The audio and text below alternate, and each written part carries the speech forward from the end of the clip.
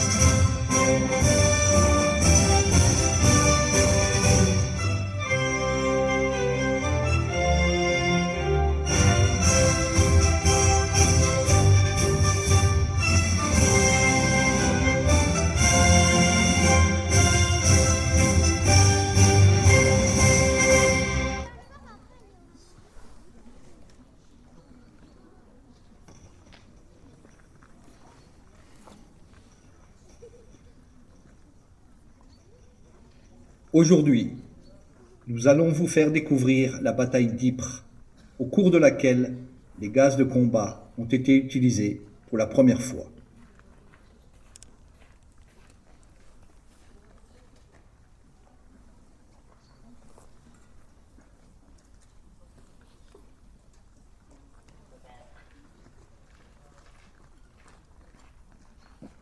Tout commence le 1er novembre 1914 à Ypres.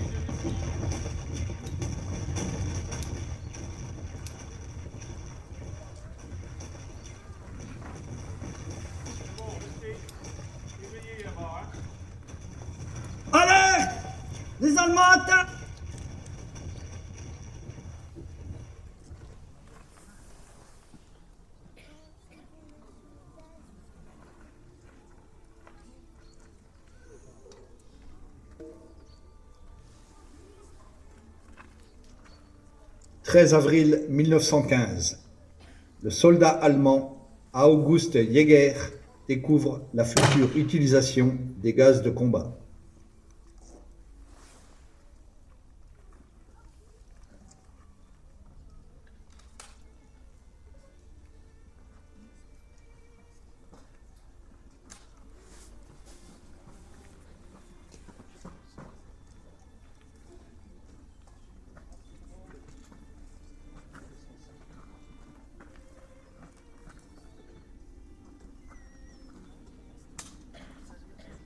Ce n'est pas possible, ça. Des gaz contre les Français, c'est pas humain. Je dois les prévenir.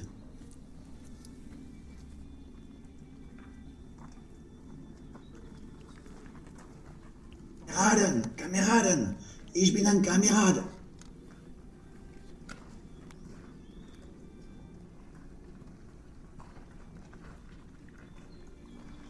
Mon lieutenant, c'est un Allemand qui s'est rendu. Il a une information très importante à transmettre.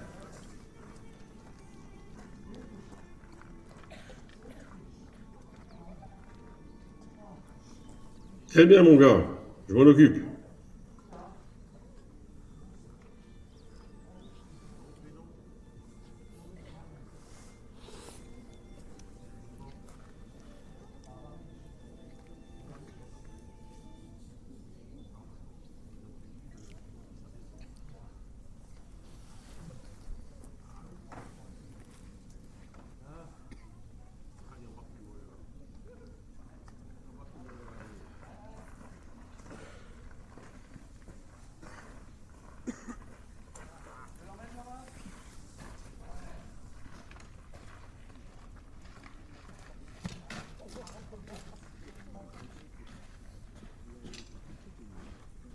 Il y réfléchit à ce qu'il vient d'apprendre.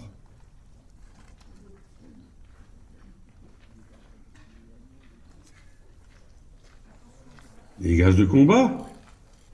Pas possible. Ils n'ont pas pu faire si vite. Et puis, ce n'est pas ça la guerre. Il n'y a aucun honneur avec les gaz. Et en plus, c'est interdit par la Convention de La Haye. Pas possible. Non, c'est pas possible.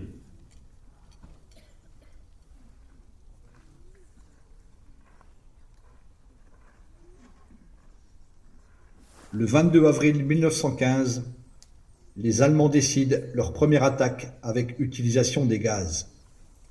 Ce sera une surprise totale pour les Français, qui ne sont aucunement préparés à s'en protéger.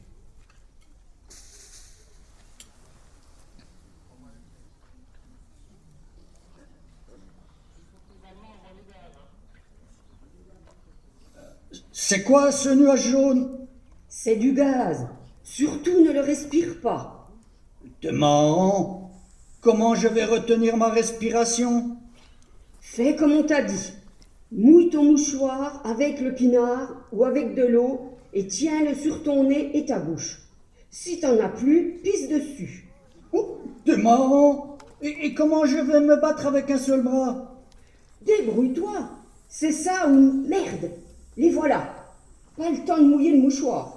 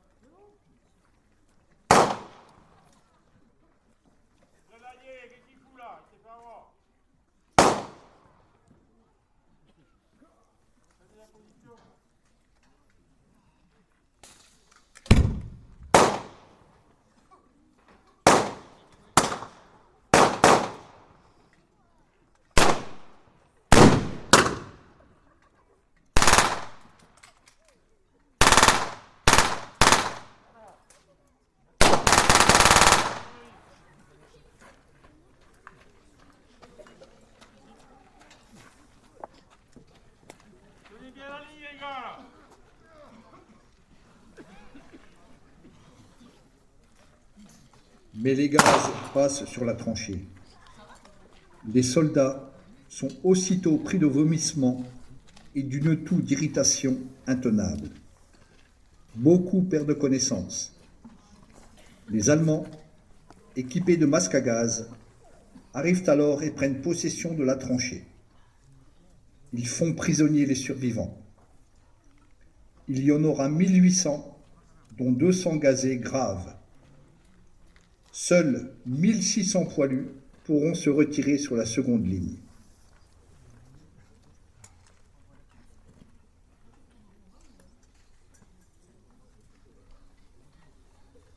Le lendemain, 23 avril 1915, les Allemands poursuivent leur offensive en direction de la seconde ligne. Les Allemands utilisent à nouveau les gaz. L'effroi est tel que les Français ne peuvent pas résister. Se battre avec un seul bras alors que le second tient le mouchoir sur le nez, ce n'est pas facile. On lâche vite le mouchoir et les gaz font leur sale boulot.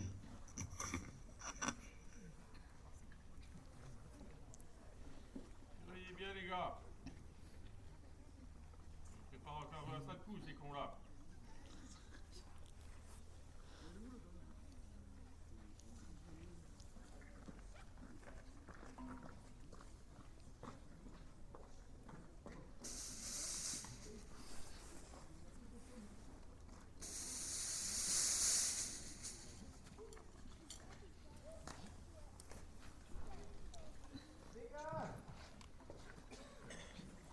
Mouchoir.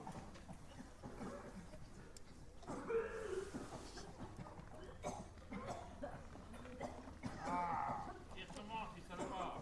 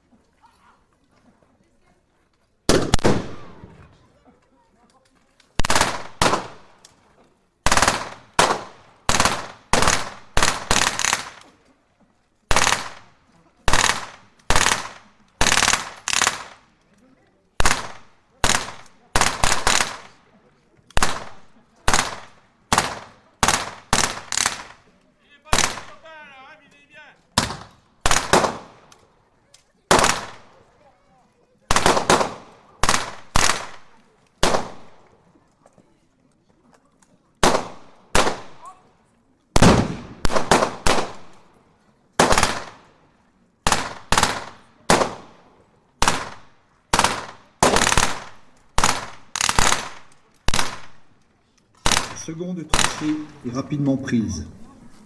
Les prisonniers français sont emmenés vers l'infirmerie allemande. Les Allemands s'y installent. Le calme revient. Chacun reprend ses occupations.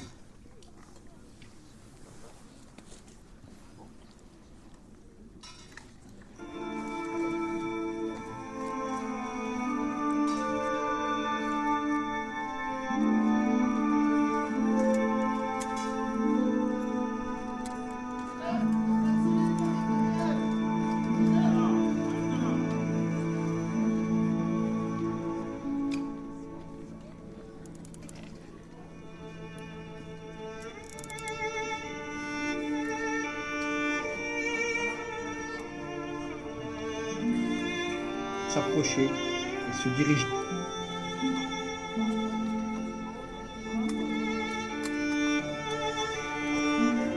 C'est alors qu'on voit des civils s'approcher et se diriger vers les lignes allemandes. Ils n'ont pas le choix. S'ils vont du côté français, ils se feront tirer dessus. La ville d'Ypres leur est interdite. Elle est réservée aux soldats. Les civils y ont été évacués. Tout civil pris y est considéré comme espion et aussitôt fusillé. Alors, ils n'ont pas le choix et tentent leur chance côté allemand.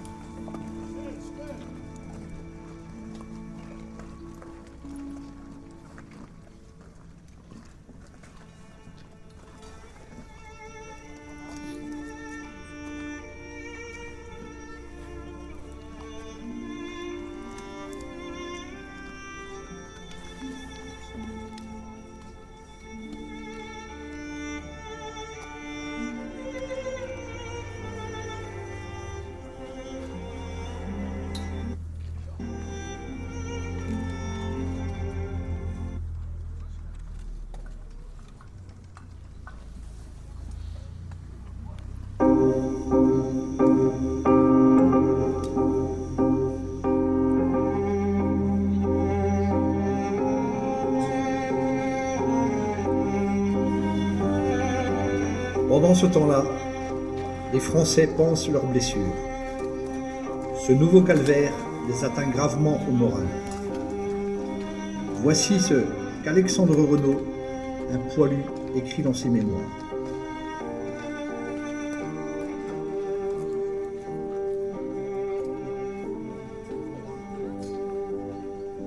Tout à coup, de la tranchée allemande, tous les 20 ou 30 mètres, de petites fumées se rejoignent en un lourd nuage épais, d'un vert jaune qui roule sur la terre en grosse volute.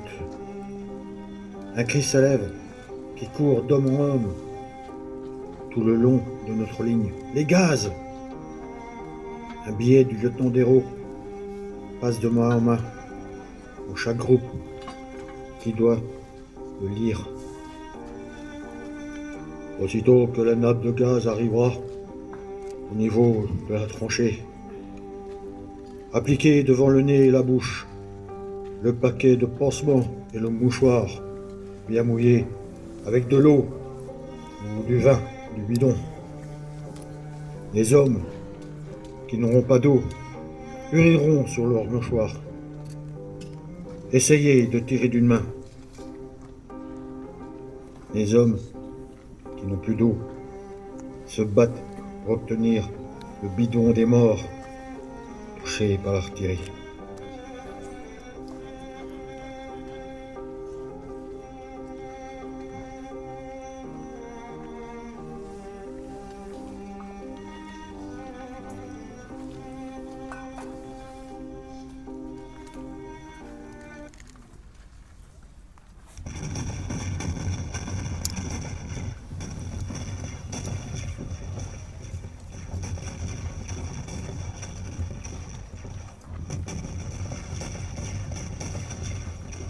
Tout à coup, de la tranchée allemande,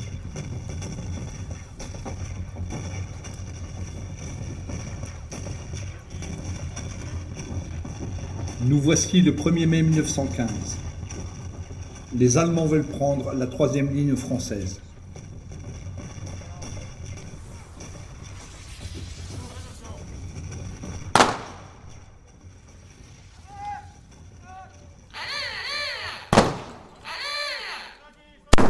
Les Monchatins, préparez-vous!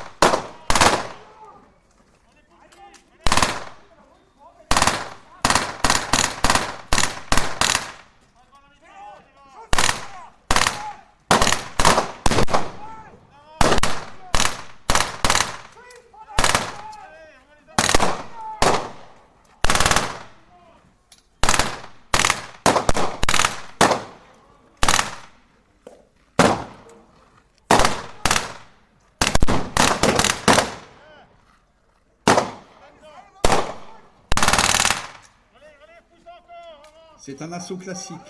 Les gaz. C'est inespéré.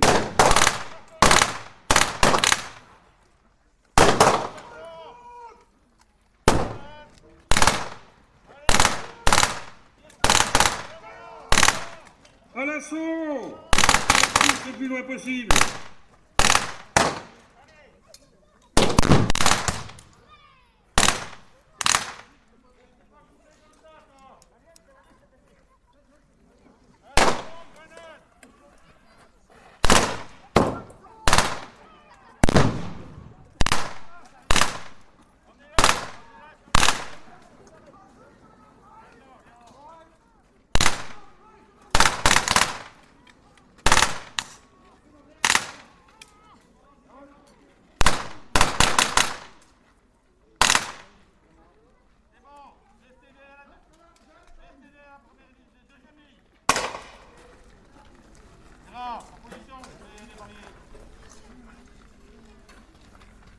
Du coup, l'assaut allemand est repoussé et on peut reprendre la seconde ligne malgré les gaz utilisés pour nous ralentir. Mais maintenant, on a des espèces de masques plus pratiques à mettre que des mouchoirs. Par contre, pas possible d'aller plus loin. Les Boches se sont trop bien retranchés dans notre ancienne première ligne. Au final, après une avance allemande de 8 km, puis un repli de 3 km, ils n'ont gagné que 5 km. Mais à quel prix?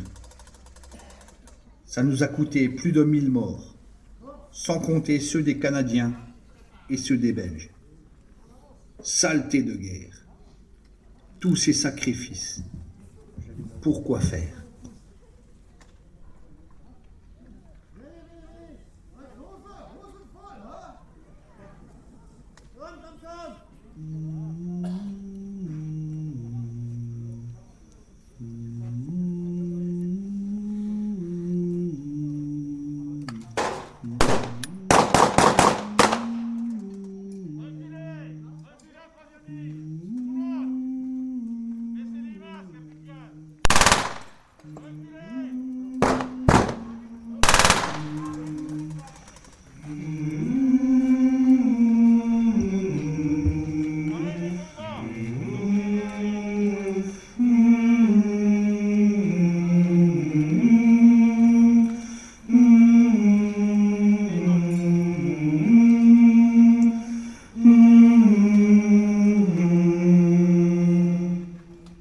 Dans les champs de Flandre, les coquelicots fleurissent entre les croix, rangées après rangées qui marquent notre place. Et dans le ciel, les alouettes, chantant toujours courageusement, volent, à peine audibles, parmi les canons en contrebas. Nous sommes les morts. Il y a peu de temps, nous vivions, sentions l'aube, voyions le coucher de soleil briller, aimions et étions aimés, et maintenant, nous reposons dans les champs de Flandre. Reprenons notre querelle avec l'ennemi. À vous, de main défaillante, nous lançons le flambeau. Soyez à vous de le tenir haut. Si vous manquez à notre foi envers nous qui mourons, nous ne dormirons pas, même si les coquelicots poussent dans les champs de Flandre.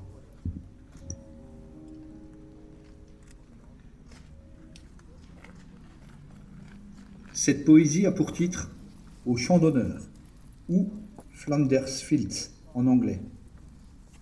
Elle a été écrite par le médecin canadien John McCrae en mai 1915, le lendemain de la mort de son ami le plus proche, Alexis Elmer, survenu lors de la seconde bataille d'Ypres.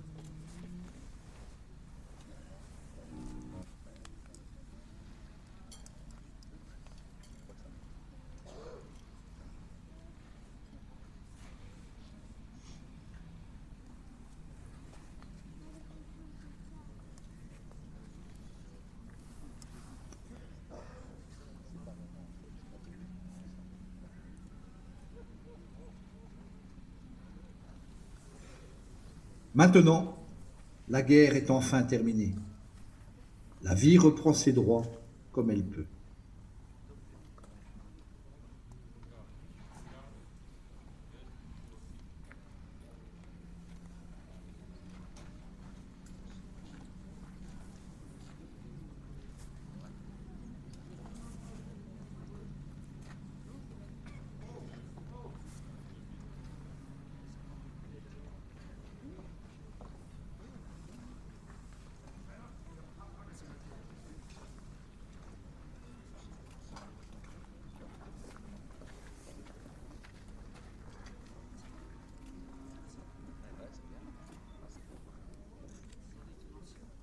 Bonjour grand-père.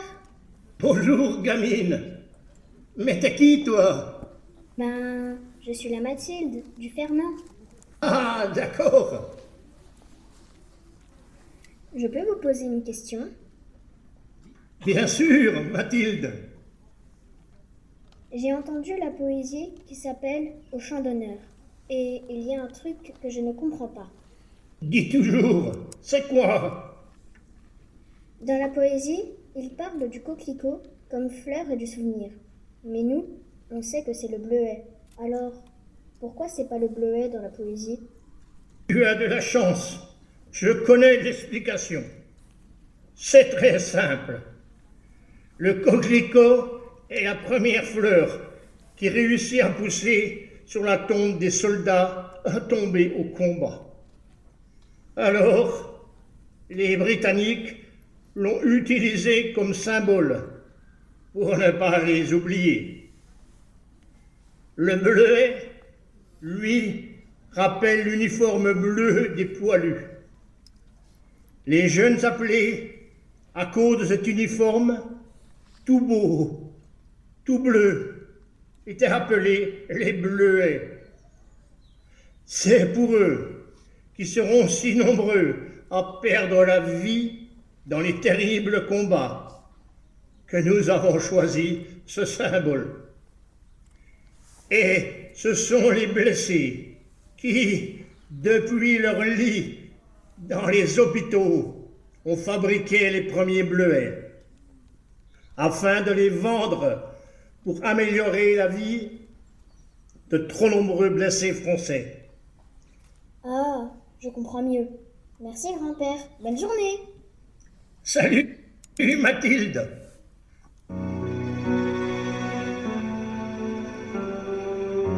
À l'heure où la nuit passe au milieu des tranchées, ma très chère Augustine, je t'écris sans tarder.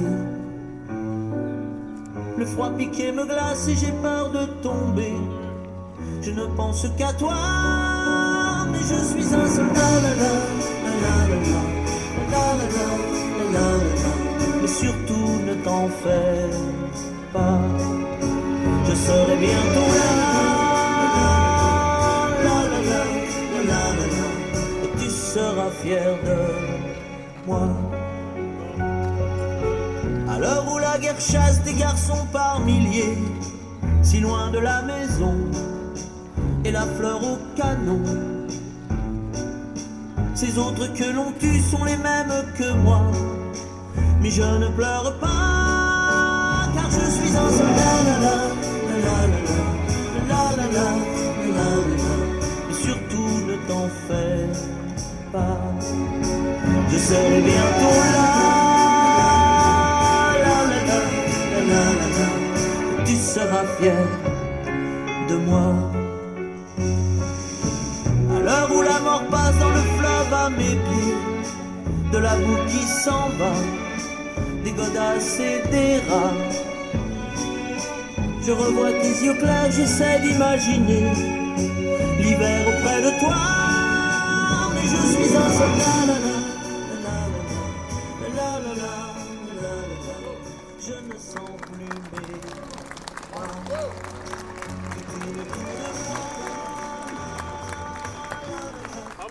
Les morts et les blessés de la Grande Guerre. Aujourd'hui encore, ne les oublions pas.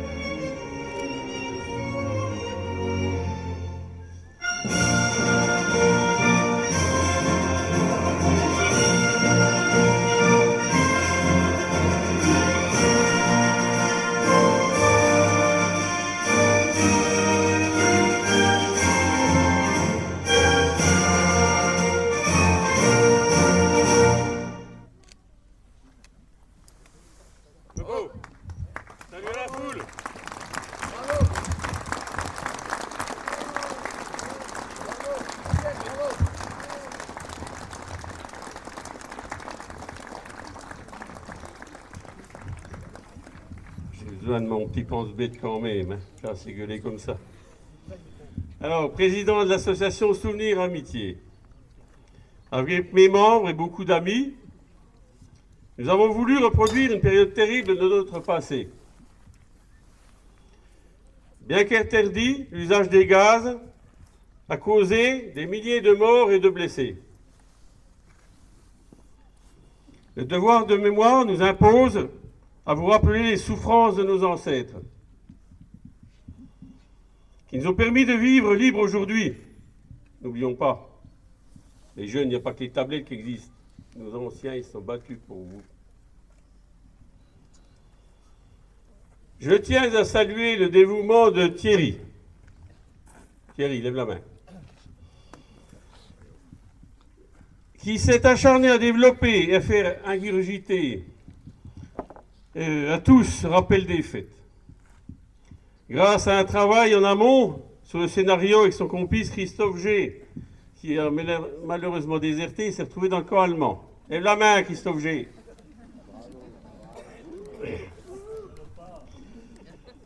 Donc il s'est occupé des recherches historiques. Celui de Jean-Yves. Donc qui s'est donné à fond pour nous fournir une sono et des enregistrements bien plus performants. Vous avez tous entendu ce qui se passait? Il y a toujours des mécontents tous les ans, mais je pense que cette année c'était un peu mieux quand même, hein? Alors, les compétences de notre artificier Émeric. Lève la main. Donc, Émeric, lui, il aime bien avoir des idées explosives assez régulièrement. Il faut s'en méfier, lui. La bonne volonté de tous les membres de l'association, qu'ils soient civils ou militaires, de tous les civils qui nous ont apporté leur soutien, des enfants. Les enfants. Il y a donc notre ancien maire, le Gaspard. Il est où le Gaspard? Donc il a bien lu sa poésie. Il n'a pas voulu lire, lui, hein, par cœur. Donc aidé, lui, par... sans oublier Mathilde, qui a donné la réplique à Rémi. Mathilde. Voilà. Une autre vieux Rémi, qui avait la voix chevrotante. Bon, on n'oublie pas nos copains allemands, qui sont venus pour la plupart du pays voisin, hein, pour défendre un peu l'honneur un peu de leurs anciens qui ont subi aussi cette guerre, qui sont venus mourir contre leur gré dans notre pays. Hein. Alors ce ne sont pas, on n'aime pas faire la guerre, faut pas croire, hein, on fait de la guerre, là, on essaie de faire avec nos petits moyens, mais c'est surtout pour rappeler ce qui s'est passé, qu'on ne nous les oublie pas, nos braves anciens. On ne les oublie pas. Donc j'en ai encore oublié. Il y a quelqu'un qui m'a griffonné des lettres là au milieu, c'est terrible. Les Alsaciens aussi, qui font partie des Allemands, qui ont été, je ne sais pas si vous connaissez un peu l'histoire, mais en 1871, les Allemands nous ont piqué l'Alsace, la Lorraine. Et puis en 14-18, ils n'ont pas eu le choix, ces pauvres Alsaciens, d'être embauchés dans l'armée allemande pour, il y en a certains qui ont réussi à se sauver en France, mais pour tirer sur leurs compatriotes haut-rhinois du territoire, qui n'était pas confondé le territoire, mais du Haut-Rhin français, et de l'intérieur. Ça a dû être terrible pour eux aussi. Mais au fond, ils n'avaient pas le choix, il faut le savoir, parce que c'était leur famille qui était décimée après. Merci à Noël. Oui, à Noël, avec sa mitrailleuse. Ah, cette année, elle a pété, là. L'année dernière, il a eu honte devant les Allemands. Donc, les civils locaux et puis tout le monde. Alors, on était contents de reproduire cette période-là devant vous. Maintenant, je vais passer la parole au maire. Juste un petit mot après. Vous verrez que nous sommes une petite association pas bien riche, comme disait notre trésorière, qui est un peu déguisée aujourd'hui, mais elle est tellement vaillante, elle court partout, elle saute partout, celle-ci, donc elle représente un homme. Mais notre trésorière plaint toujours petits moyens, presque plus, de subventions. Alors, on va vous accueillir à l'entrée, parce que le maire a quelque chose à vous proposer, c'est pas moi qui vous le propose à l'intérieur. Donc, il y aurait une petite caisse pour nous aider à pouvoir poursuivre, à racheter un peu de matériel pour l'année prochaine et puis à s'améliorer encore. Monsieur le maire. Merci Philippe. Il l'a fait à chaque fois, effectivement, mais la commune soutient un souvenir amitié, monsieur le Président. Hein. Voilà. Non, je tiens à remercier tous les participants de cette reconstitution. T'en as parlé, mais ça m'étonne de toi d'avoir parlé d'une tablette, parce que quand on connaît Philippe Matin, je suis pas sûr que... Et c'est le seul peut-être homme qui n'a pas de téléphone portable. Donc si, tu as parlé de tablette. Mais en tout cas, ce que vous avez vu aujourd'hui, les enfants, effectivement, il y a les livres d'école, mais je veux dire, là, c'est bien plus qu'un livre d'école, puisque c'est voilà, c'est une reconstitution au plus proche de la réalité en tout cas. Donc merci. Faites attention aux barbelés, puisque comme Philippe l'a dit, la commune vous offre l'apéritif qui sera servi à l'intérieur de l'ouvrage. Ne traversez pas les barbelés, il faut refaire le tour. Vous reprenez l'allée de l'ouvrage, et puis on vous attend bien entendu à l'intérieur pour l'apéritif qui vous est offert par la commune de Meroux-Mauval. Merci encore et bonne journée.